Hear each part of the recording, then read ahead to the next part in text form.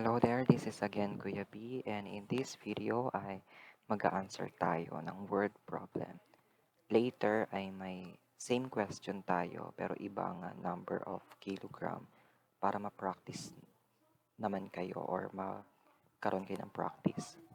Pero ito, since nagre-review naman tayo lahat, okay, pause nyo muna yung video ngayon and try answeran and i-click na lang ulit yung play kapag may answer na kayo. Okay, so I assume na may sagot na kayo. So, ang question na ito ay involve fraction. Di ba? Ayan, kasi may fraction tayong nakikita. Kaya medyo mahirap-hirap siya. Anyway, to understand the question, pwede natin itong tagalugin. Okay? Nagbebenta daw si vendor ng tuyo or ng dried fish. At ang buong tuyo niya ay 6 and 3/4 kilogram. Ngayon, gusto niya daw i-pack yon ng isa-isa na bawat isang pack ay maglalaman ng 3/8 kilogram ng tuyo. Ang question ay ilang tuyo kaya or ilang packs ng tuyo ang magagawa niya at ibebenta niya.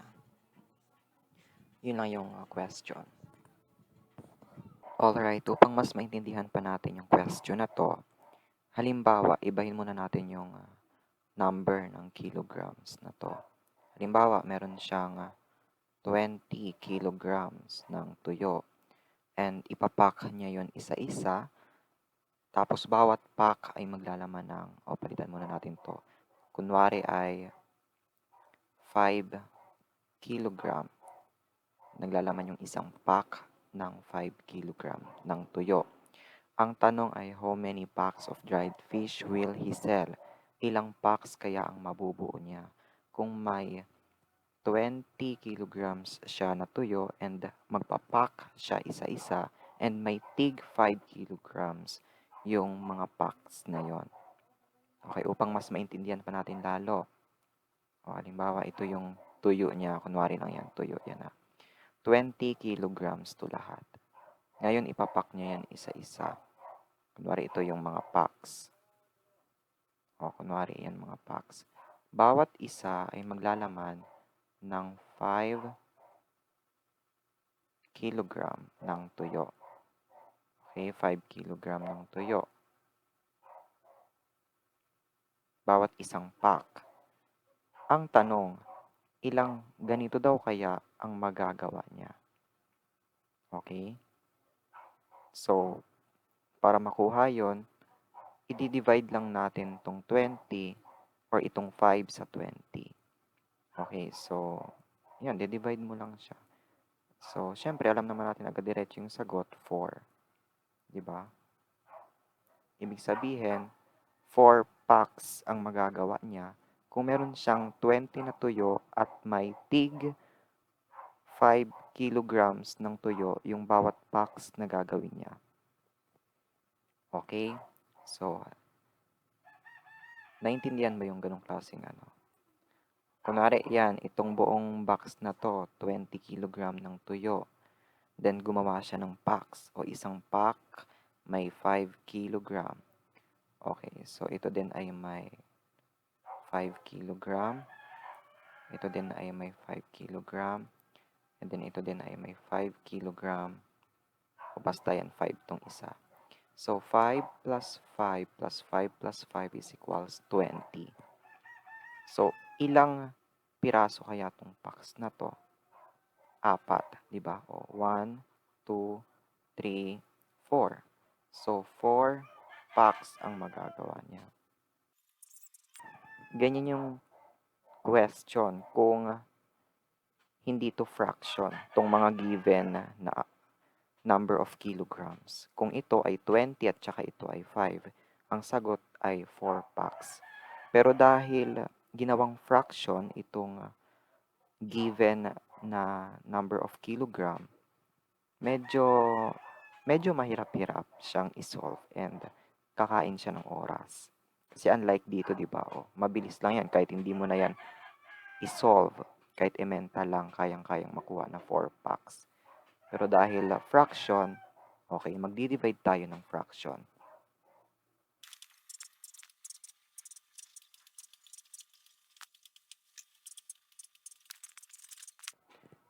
Ayan, ito yung makikita natin pag ginawa natin siyang equation, di ba? So, meron tayong tatlong steps dyan sa pagdi-divide ng fraction. Una, itong mixed number na to ay gagawin nating proper fraction. Ang halimbawa ng proper fraction ay ito. Okay? Or yung 3/8. Maliit yung numerator, mas malaki yung denominator. Proper fraction siya. Okay, so para gawin nating proper fraction yan, ito ay kopyahin lang sa denominator, and to get the numerator, i-times lang ito, and then yung product niya na i-add natin dito. Okay, so this is 24 plus 3 is equals to 27. Okay, yan yung first step. Yung second step naman ay gagawin natin itong multiplication, itong division na yan. And to make it multiplication, kunin natin yung reciprocal nito or yung kabaliktaran yan. Ibabaliktad nyo lang yan. So, itong denominator ay magiging numerator at ang numerator ay magiging denominator. So, meron ka ng multiplication ng fraction. Okay, ayan. At ang third step, yan na yung answer natin. So, para mag-multiply, ang kailangan lang natin gawin muna ay, para di tayo mahirapan mag-multiply, paliitin muna natin yung mga number na to. Kung mapapansin ninyo, ito at saka ito ay divisible by 4 naman, di ba? So, 4 divided by 4 is equals 1, and 8 divided by 4 is equals 2. Ayan, para lumiit yung number na yan. Ito din, divisible by 3 naman tong dalawa. So, 3 divided by 3 ay 1, and 27 divided by 3 is equals 9. And pwede na tayo mag-multiply. At sa pag-multiply ng fraction, numerator by numerator lang naman.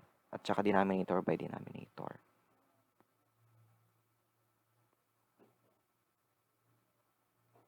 So, 1 times 1 is equals 1, and 9 times 2 is equals 18.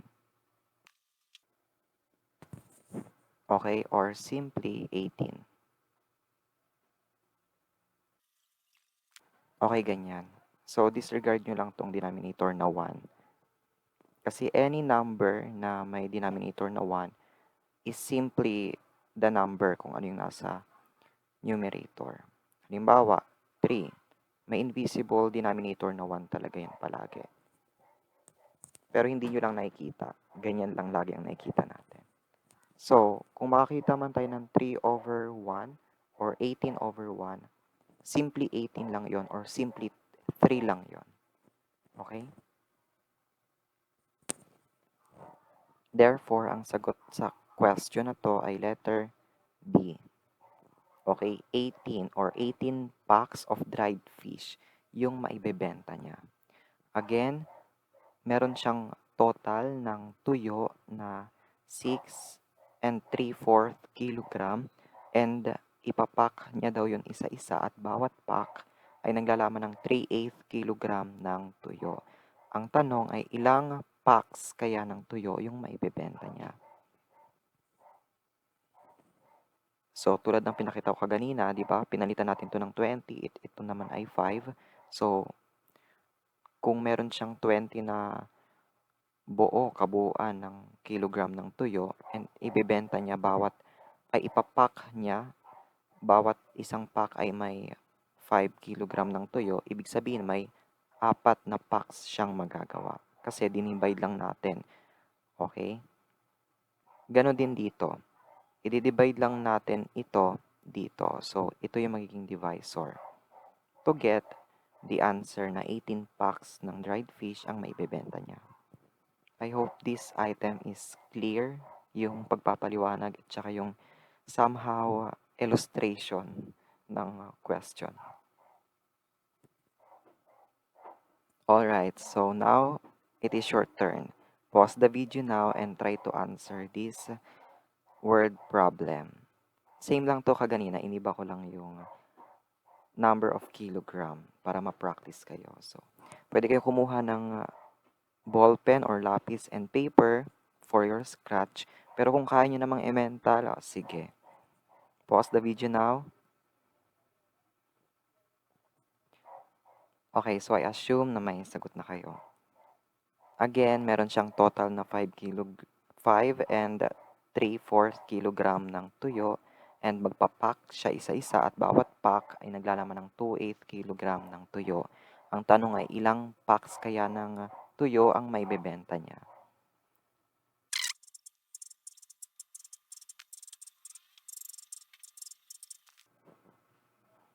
Okay, so yan yung equation and then may tatlong steps. Kung naaalala ninyo, ito ay isang mixed number. Gagawin natin siyang proper fraction. So, copy the denominator. To get the numerator, times lang to. So, 20 plus 3, 23.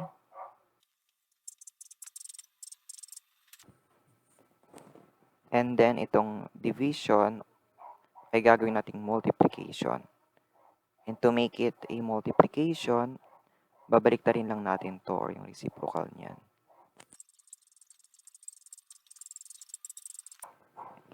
Ayan. At ang pagmumultiply ay numerator by numerator, denominator by denominator. Pero bago yon, paliitin muna natin yung mga numbers na yan kung divisible by a number naman sila.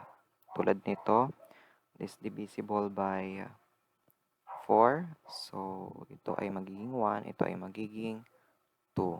And then, pwede na tayo mag-proceed kasi ito ay hindi naman divisible both by 2, di ba? Kaya ganyan lang yan. So, 23 times 2 is equals to 46. And 1 times 2 is equals to 2. Okay, so divisible by 2 silang dalawa, kaya 2 divided by 2 is equals to 1. And 46 divided by 2 is equals to 23. Or simply 23. Tulad ng sabi ko kaganina, disregard nyo na lang yung denominator kapag 1. So the answer is 23. Or letter C.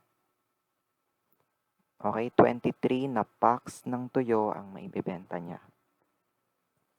Thank you so much for watching this video and sana may natutunan kayo and see you in my next video.